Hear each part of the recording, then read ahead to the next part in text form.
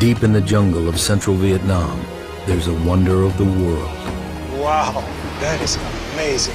A lost universe that hides a unique ecosystem. It doesn't happen anywhere else on this planet. I think that's just about the holy grail for a biologist. And a team of scientists and explorers with a mission. This is an amazing cave.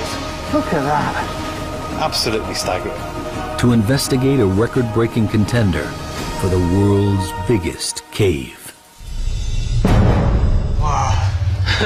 Vietnam's Mountain River Cave, or Han Song Dong, is uncharted territory.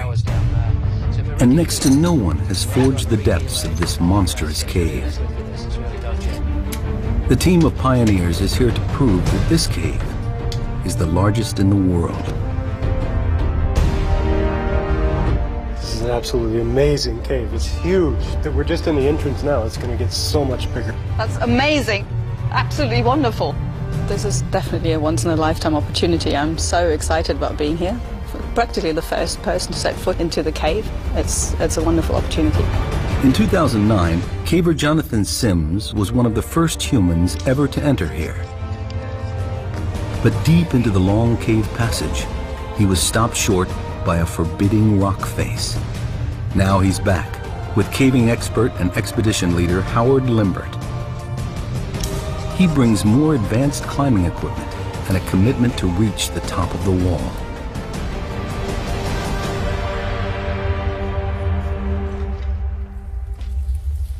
The expedition begins with a dangerous 328-foot rappel into the first massive cavern. British caver Howard Limbert has led 12 expeditions to Vietnam's limestone caves. This year's expedition into Mountain River Cave is especially dangerous because it's so remote. Well, Anybody can fall, twist their ankle, break their ankle, that could happen. And if that happens, you know, then we've got a rescue on our hands. Rope free, Annette. German zoologist Annette Becher is anxious to enter the unique underground world within. Scientific opportunity and a caving opportunity as well at the same time. It's fabulous. Daryl Granger is here to unravel the mysteries of Mountain River Cave. He's a world expert in cave geology. If this is the world's biggest cave, he wants to know how it grew to such record-breaking size. it's like no other cave I've ever been to. Southeast Asia is famous for its limestone geology, dating back 450 million years. Many large caves litter Vietnam, but here within Ca Bang National Park, Mountain River Cave is certainly the giant among caves.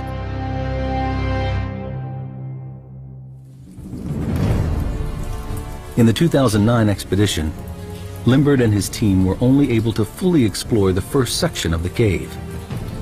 But they found areas they estimated to be about 500 feet wide and about 650 feet high. That's over 3 times the height of Niagara Falls. Deer Cave in Sarawak, Malaysia, currently holds the title World's Biggest Cave. From what they saw last time, Limbert's team is convinced this cave may be bigger. Get the map of the cave in some sort of order. Yeah, To claim the world record, they need hard evidence. All this is unmeasured.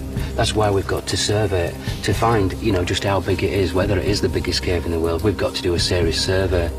This passage here for surveying, it was really hard work. Jonathan Sims is one of the 4 cavers who drew up this rough original survey of Mountain River Cave. And what we really need to do next is get over this wall.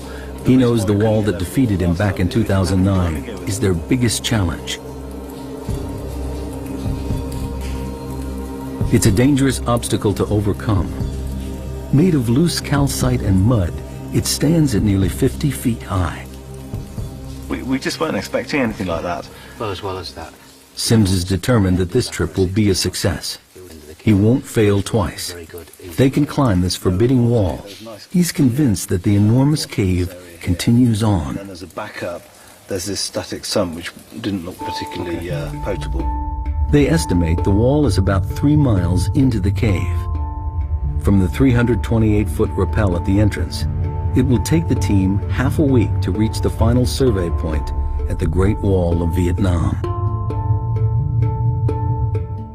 After the initial drop, there's an 1,150-foot scramble leading to the first of 2 river crossings. From here, the team needs to climb high, following the river through the natural valley of the cave. Then there's a descent down to a level sandy area and to the first of 2 dolines, collapsed holes in the cave's surface. The dolines and cave beyond are where Betcher hopes to find new life forms, and Granger, the secret of how the cave was formed. Then, through a narrow section, across the larger doline, and into the second camp. So far, the final part of the cave surveyed is the last quarter mile before the Great Wall of Vietnam. And then, it's into the unknown.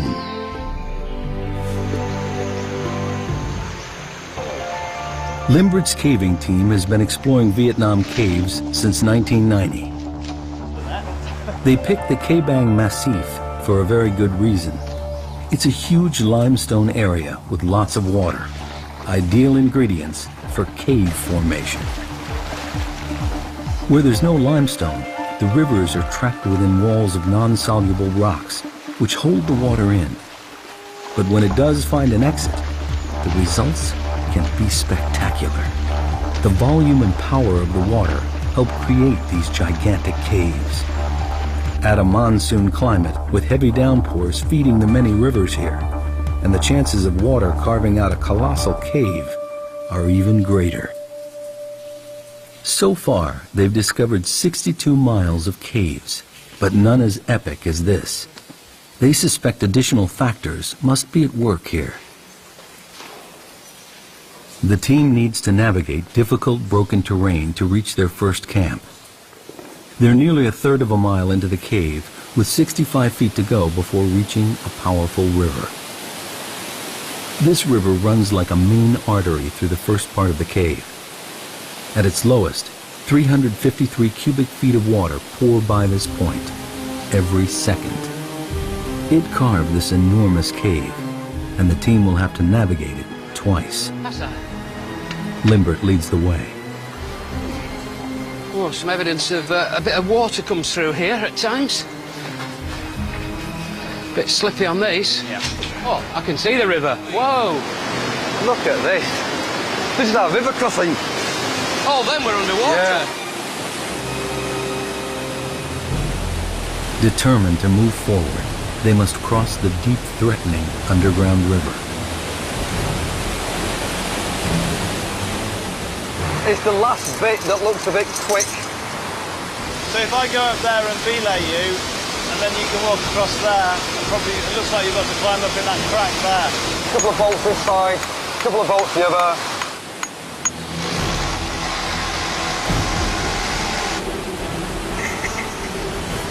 It's life and death, really.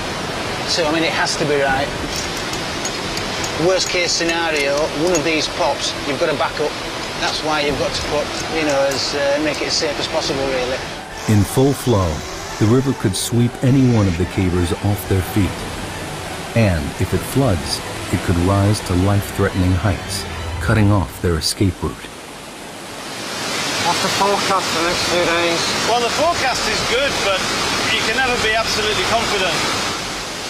Limbrick chose the timing of the expedition very carefully.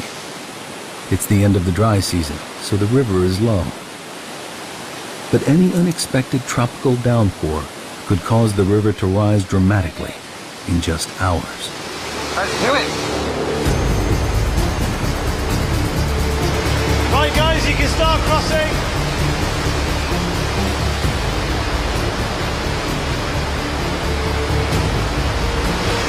Next one.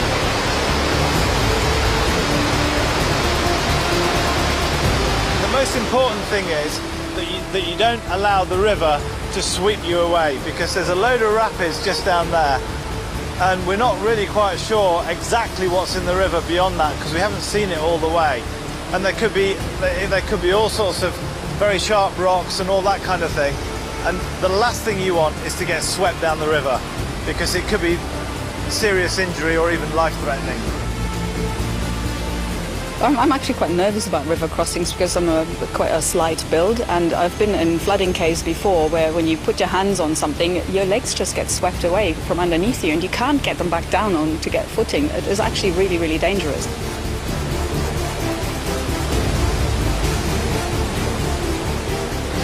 I'll put a passive lock here. Hold on.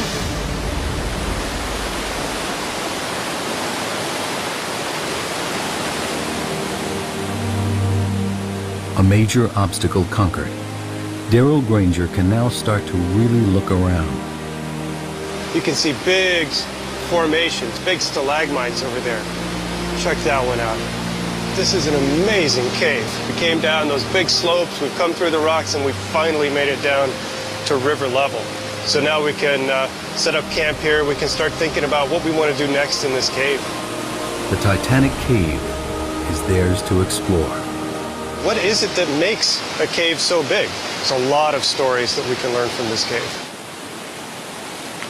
To claim the world record, Mountain River Cave needs to be consistently higher, wider, and longer than the current title holder, Deer Cave in Sarawak, Malaysia. When you're talking about largest caves in the world, there's no doubt there's some very, very long caves. And if you went on pure volume, many, many caves are bigger than this cave on pure volume. It's pure dimensions of a whole single passage like this that continues for 5 kilometers is pretty unique in the world. Mountain River Cave runs in an unusually straight line from north to south without any deviation. So let's get underway. Let's get started. Okay? Okay. Granger believes the water in the oldest section of the cave could offer an explanation as to why this cave is so enormous. Highly erosive, extremely acidic water rushing over pure limestone may be the answer. To confirm his theory, Granger needs to draw a sample. Okay, so right now I'm taking a pH measurement. I have a pH probe here. We have to leave it in the water for a little while to equilibrate. That'll tell us the pH of this water. pH levels range from 0 to 14. The lower the pH number, the stronger the acid. To be out of the ordinary, Granger is looking for a reading lower than 7, which is neutral. On the surface, tropical rainstorms flood the vegetation and seep down through the soil. Along the way, the water picks up carbon dioxide, which makes it acidic. High levels of acidity would make the water flowing into Mountain River Cave more effective at seeping its way through the rock. All right, so my pH should be finished now, and we have about pH 7.5. So that's pretty typical, maybe a little bit on the low side. The results of the test surprise Granger. The water here is not overly acidic. This can't be the explanation for the cave's epic size. There's something strange going on here, and finding the answer to this huge puzzle is his primary focus.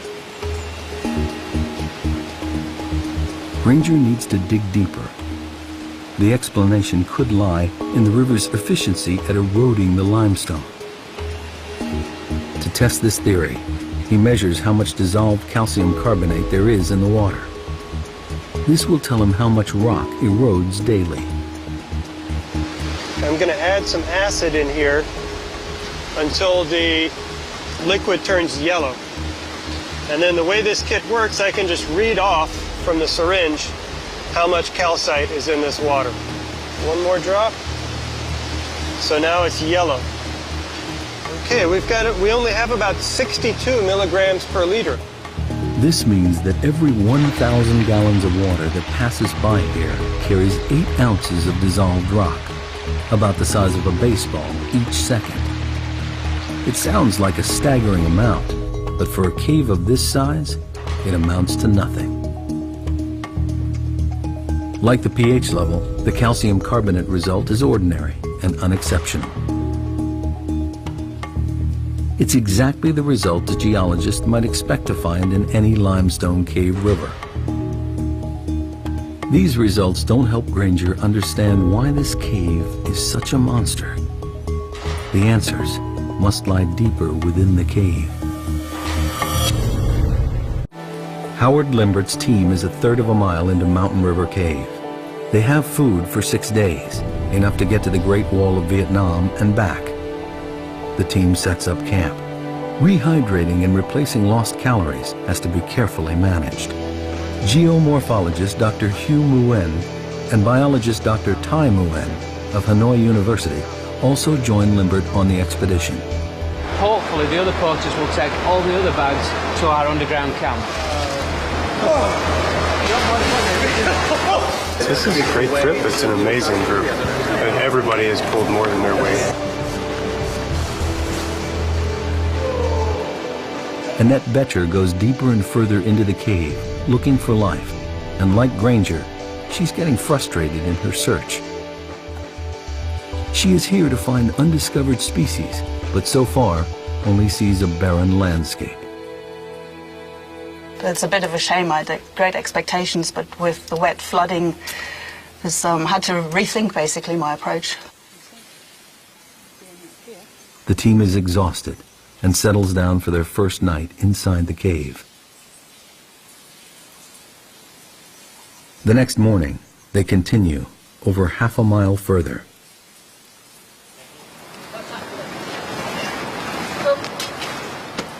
Daryl Granger has explored some of the largest caves in the world. But this one is about to reveal something he's never seen before. Deep in the heart of Mountain River Cave lie the magical and mysterious dolines. Wow. Yeah.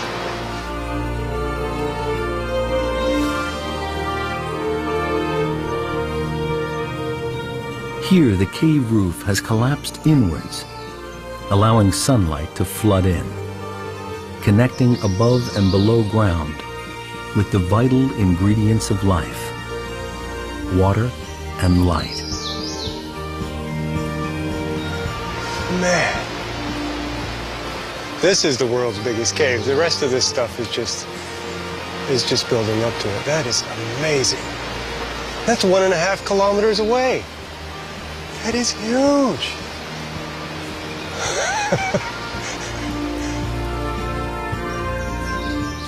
That looks like, it's 100 meters away, like we're in a normal-sized cave. That's 1.5 kilometers.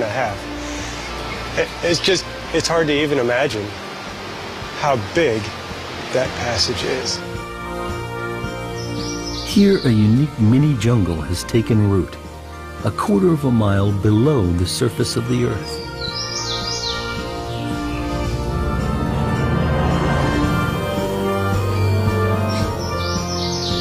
Seeing the jungle, basically in the middle of the caves, is one of the most beautiful sights. It's just absolutely incredible. It's got to be one of the wonders of the world. It doesn't happen anywhere else on this planet. I think that's just about the holy grail for a biologist. For Granger, the Doline is an unexpected window into the structure of the limestone here. It's also a view of Mountain River Cave's Achilles heel.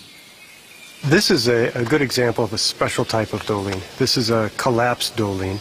So that happens when you have a cave passage and then the surface collapses into that cave. And it happened here because we have really thin beds. You can sort of see them on the back side of the wall, and they're just not strong enough to hold up this cave roof. At some point in the cave's past, the river ate away at the cave roof where the limestone beds are thinner. The river damaged the ceiling rock so much that eventually the roof collapsed. This collapse is known as cantilever failure. You can think about, theoretically at least, having a piece of rock sticking out like a diving board. You can only stick it out so far before it breaks off under its own weight. And that's exactly what happens. As you make the cave bigger and bigger, you're forcing basically a diving board of rock, a slab of rock to stick out and support its own weight. The limestone beds in this part of Vietnam are especially thick, with very few cracks or weak points. The river tunnels through this landscape, challenging the strength of pure limestone. And the dolines brutally reveal the few places where the rock beds are thinner, weaker, but still divine. Here, open to the sun and the rain, life thrives.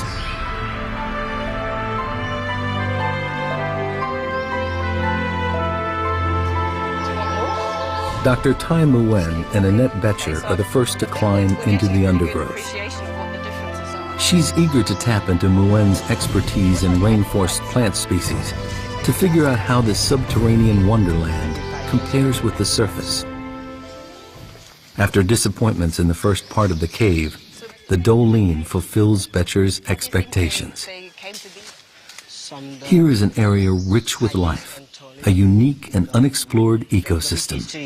This is absolutely fantastic. It's a treasure trove for biologists. And everything that lives here has got here by complete chance. So birds have dropped seeds, plants have sprouted up.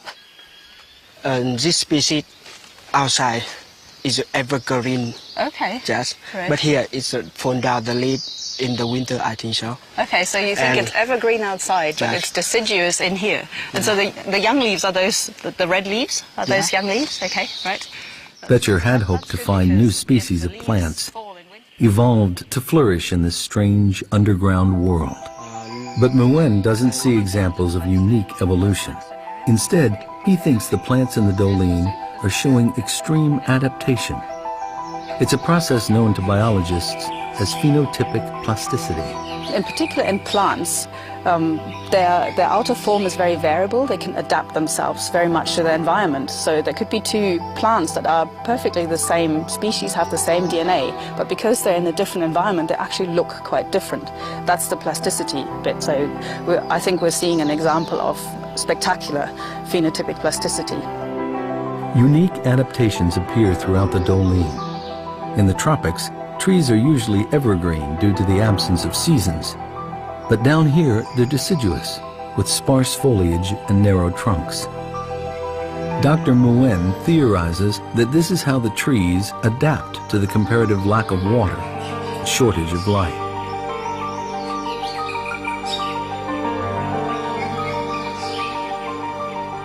These steep Doline walls enclose this mini jungle and act as a natural barrier to the outside world, trapping pockets of life deep within the cave.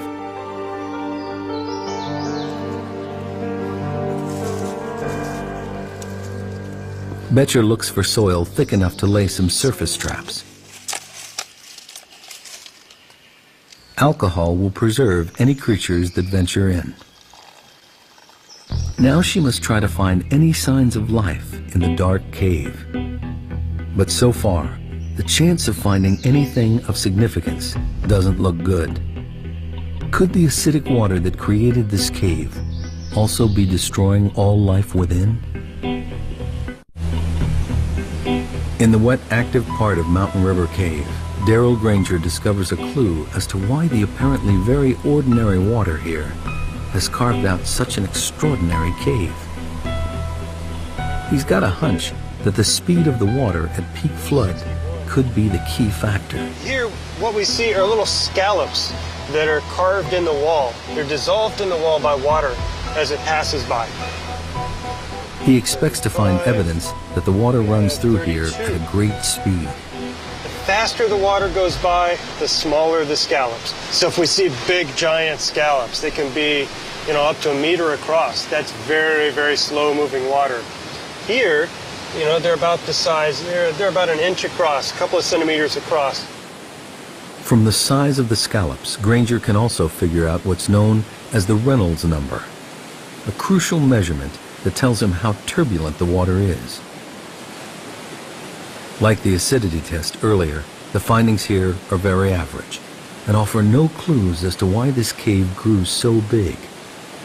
He calculates that the water here travels at only 3 miles per hour, a totally ordinary velocity for any river. Although Granger's drawn a blank on his quest, he might still be able to help Betcher on hers.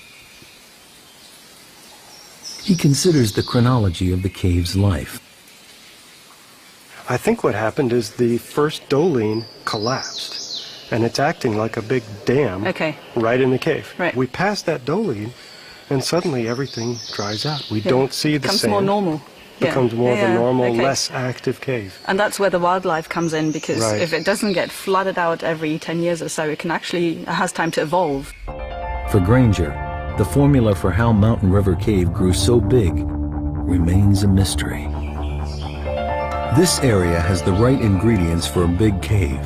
Unusually large beds of pure limestone and heavy monsoon rains feeding a deep river. But the water's speed and turbulence doesn't reveal anything, and Granger is almost at a loss. Aye! The surveying team looks for answers too. Aye! That's probably a 500-metre echo. So if we ever push in a cave and you get to end of a cave or end of exploration for a day, we often give it a big oi just to see if it's still continuing, and we know we can turn around and come back to another successful push the next day. A bit further, Jonathan. For this expedition, they need to use a more sophisticated way of measuring the cave's size. Cave surveying used to be a primitive process, where everything was done by hand. Now, digital laser readings cut out the tedious legwork and provide precise measurements. They must survey every part of the cave precisely, and every measurement must be exact to the nearest inch. When it comes to claiming the title World's Biggest Cave, it's length, width, and height that count for Howard Limbert and his team. The laser sends a beam across to a designated point called a survey station, which Sims marks with a small light disc. They measure distance, height, and angle. It's painstaking work. 29.9 minus 3, 0.99. Left's 8. The laser beam picks out the highest point in this section of the cave. It measures 328 feet high. The Statue of Liberty could fit in here quite comfortably, with room to grow. The widest section surveyed so far is 338 feet across. This passage continues for another half mile. Enough room for a small plane to fly through, or even a whole display team. Very good. So if we go back to the original station, and then we'll get some legs straight down there. Okay. Can you shine your target? Shine on your Limbert believes this cave is consistently longer and wider than Deer Cave, but he needs to find the highest area. Just up a bit, Jonathan. Light on. They're now over 2.5 miles in, and Deer Cave still holds the title of the world's biggest cave. Hope lies beyond the wall, but they have just 3 days left to survey, and there's a problem mounting. While the dolines bring in light, they also allow weather from above to seep down into the cave. Jonathan? Come a bit closer. Please, we've got a problem with the clouds now. It's extremely accurate if there's no cloud in the way, which there is in this case across the far side. So this is one thing that does make it difficult. One of the peculiar hazards of surveying in a cave this size. The poor visibility means the team must stop the survey. It's a paralyzing setback. They're running out of time to get to the end of the cave. Time is running out to survey Mountain River Cave. Howard Limbert makes a tough decision. He sends his 2 best climbers, Sweeney and Clark, ahead to set the rigging on the treacherous Great Wall of Vietnam, so the rest of the expedition can follow tomorrow.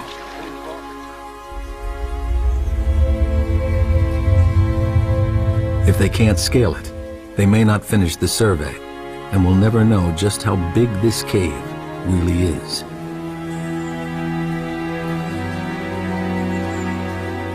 In 2009, the explorers estimated the forbidding wall to be nearly 50 feet tall. Now, Clark and Sweeney think it's much bigger, estimating 200 feet, nearly the height of a 20-story building. They have the gear for the challenge, but the wall is going to be a longer, more dangerous climb than they expected. Geologists call this a flowstone, rock made weak and fragile by water dripping from the ceiling. the first 15 foot is this, which looks very good, but if you... that's what it is.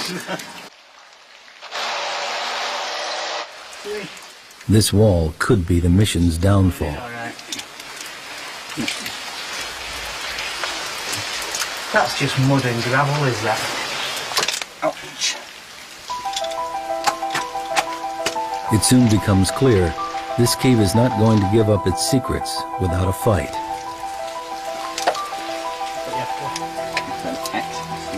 It's just crumbling away. That's all. It's crumbling away. Sweeney and Clark have been building up to this for over a year. It's something that they're particularly interested in is climbing and climbing the wall. What we're climbing in is a very soft mud, calcite, and so normal bolts would just fall out. It's going to be a difficult and exhausting climb. Back at the camp, the extreme conditions are taking their toll, even on those who are not battling the wall. What can be quite difficult is just living in can be quite squalid conditions. You've got to keep things clean. It's very dirty at times. You're getting sand and dirt in everything, be it your caving equipment, all his clothes. Feet are a big problem because you're continuously wet or sweating or going through rivers. We often get what we believe is a fungal infection of the feet. Meanwhile, Annette Betcher's search for life continues. She came to Mountain River Cave to find new species, but with only a mile or so to go before the wall, she has yet to discover anything out of the ordinary. She has one more chance for a promising new sample area, a dry passageway. That's where the opportunities are with this fantastically big cave. So I can go into those and look for those tiny critters that will be evolving in their large, dry side passages, in their alcoves. Regular flooding in large parts of the cave means that it's difficult for new life to gain a foothold. But in these dry alcoves, Betcher thinks she may find isolated species which have had time to evolve and flourish in complete darkness.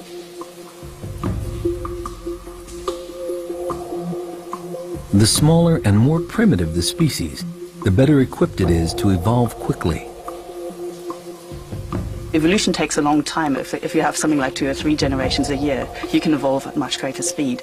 And mammals don't tend to have those generation times, so a white blind bat in the cave is unlikely. Because of the cave's sheer size, species can easily get cut off from each other. In isolation, Betcher believes it's possible for weird and wonderful offshoots to evolve. Oh my word, look at these. Zoologist Annette Betcher finally strikes gold in Mountain River Cave. This is the first white woodlouse that I've seen ever in the cave. On the surface they would be dark colored, probably dark grey, slate grey or black. This is not something I expected to find here, so I'm very pleased. Come on. I'm almost 100% certain that this is a new species. And the reason being is that to have a new species you need isolation, geographical isolation, but this is a pretty isolated place.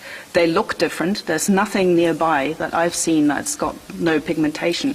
It's a woodlouse, all right, but it'll be a new species of woodlouse and it'll be specific to Hang Song Dong. It's about as good as it gets. It's a fantastic discovery for Betcher. A species that has adapted to its environment and survived the great floods of water that helped create this cave.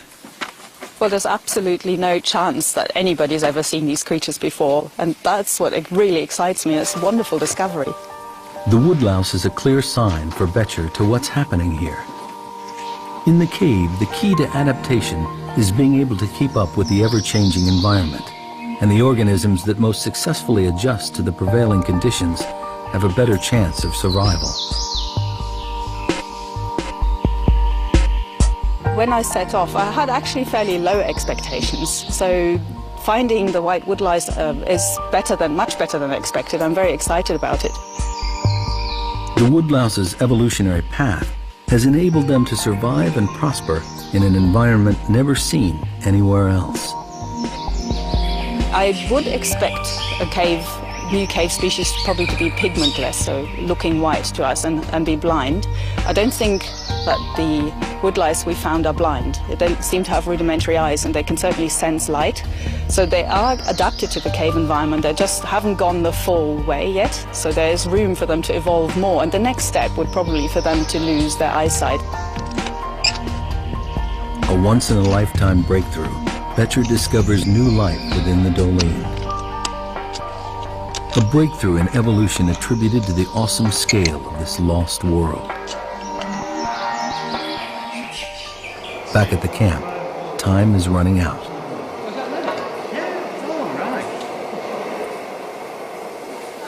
Climbers Sweeney and Clark continue in their battle to secure rigging on the wall and ready it for the rest of the team. If they don't succeed, the team can't complete a definitive survey. Limbert and the rest of the party wait nervously for news.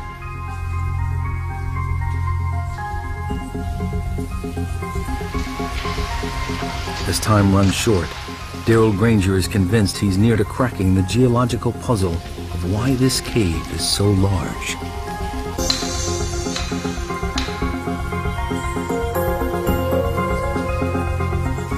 Huge volumes of water, pure limestone, and a tropical climate are important factors. But it's not enough to explain why this cave is so big.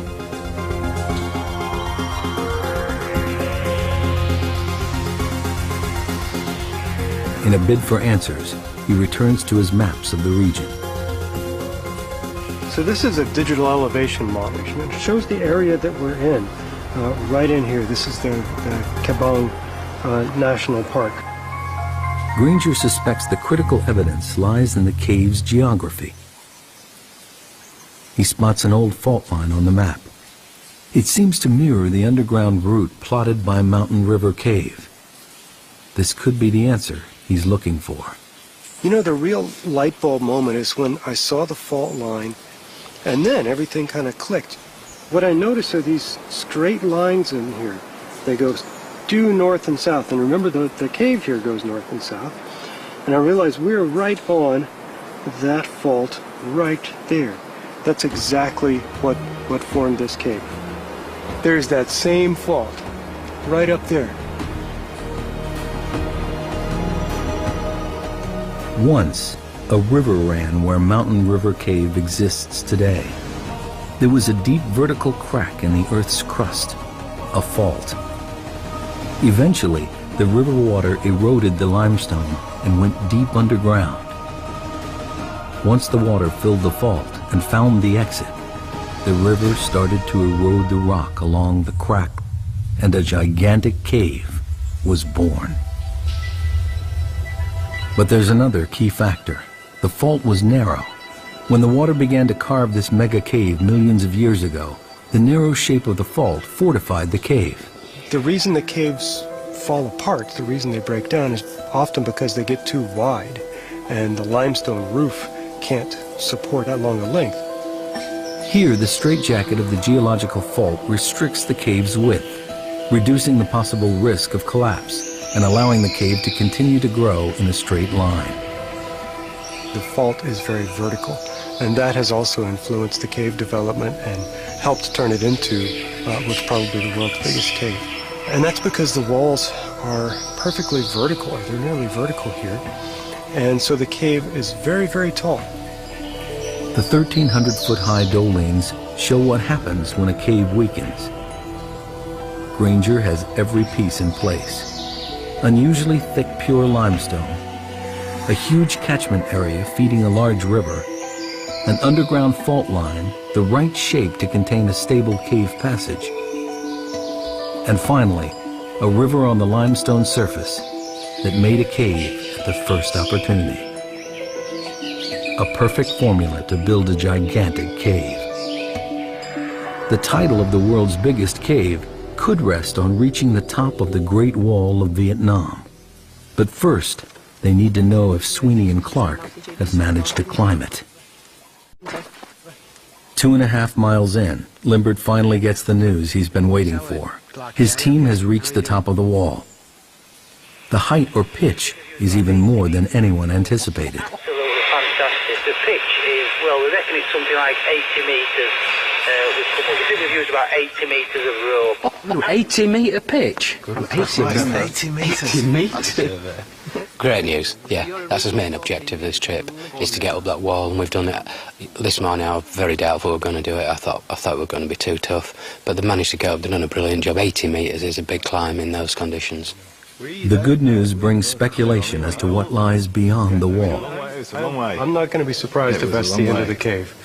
I know Howard thinks it's going to turn left. My inclination is it's going to go straight there and terminate. But, you know, that's what we're going to find out.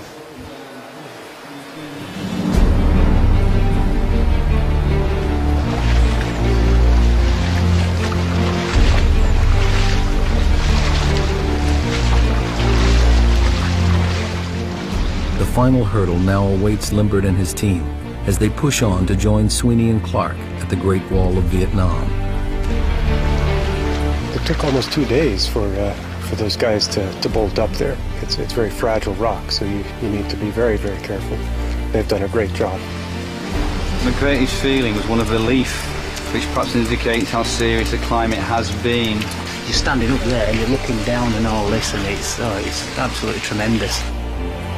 The team finally arrives at the wall. It towers above them.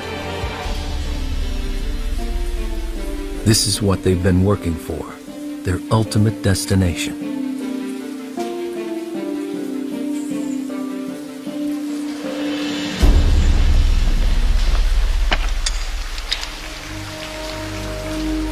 Limbert and Jonathan Sims are looking for a section of the cave that beats the highest point in Deer Cave. They haven't found it yet, and if they can't get up the wall, they'll never know how tall the cave really is. It will be very, very dangerous, so we'll have to be very, very cautious going up the wall. It's only for experienced cavers, really. Limbert makes a difficult decision. Only the surveying team will go up the wall. It's too dangerous for Granger and the film crew to follow. This is it. We're about to go up and push into the unknown, as they say. Who's going up first then? Sweeney.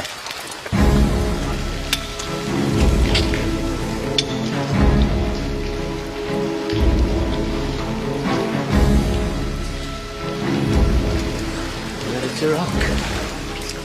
You just have to hold a bit of tension for the first bit like that. We're all on tenterhooks waiting to get over this wall to see what's next. The film crew rigs one of the cavers' helmets with a camera to record the climb.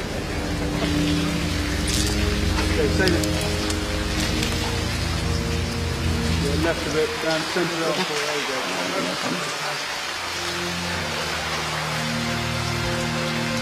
They can only watch as Limbert leads the team up on the final stage of the journey. It's a whole team effort. I mean, it isn't just a few people going up a wall. It's the whole build-up. It's the sort of year of planning. It's all the prep. It's the porters. It's absolutely everything that gives a few people the chance to do something like this right at the end. The cavers attack the Great Wall.